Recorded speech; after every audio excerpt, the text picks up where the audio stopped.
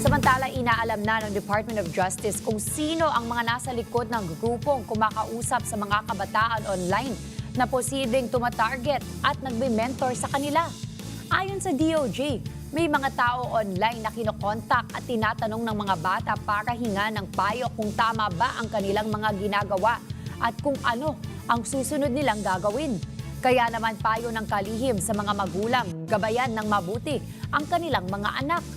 Ang detalye, alamin natin sa report ni Erlo Bringas.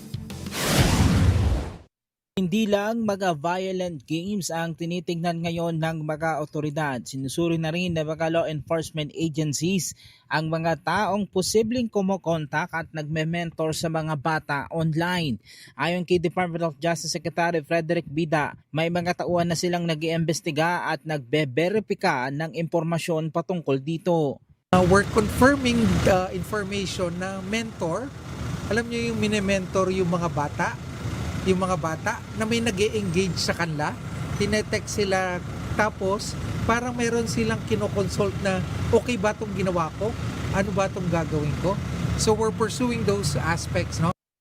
Sinabi ni Bida na patuloy ang paghahanap ng mga otoridad sa mga taong posibleng nasa likod ng ganitong uri ng pakikipag-usap sa mga bata.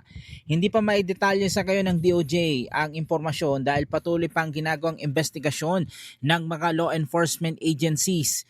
Kaugnay din ng investigasyon ang posibilidad na may elemento ng terorismo sa ginawang karahasan. Ayon pa kay Bida, isa sa tinitignan sa terorismo ang paglikha ng takot sa publiko. On the aspect of it being a terrorist act, definitely, nakikita naman, because the purpose of terrorism is to sow fear, di ba? In the general population. So, pag nakita nyo, that element of creating fear on the public, it's present, no? Pero hindi lang mga otoridad ang may papel dito. Nanawagan din si Bida sa mga magulang na mas tutukan ang mga ginagawa ng kanilang mga anak online. Mahalagaan niyang kausapin ng mga bata at alamin kung sino ang kanilang nakakausap at kung ano ang kanilang ginagawa sa internet. This is an appeal to the parents and to those really exercising parental authority. Please exercise it with earnest, no?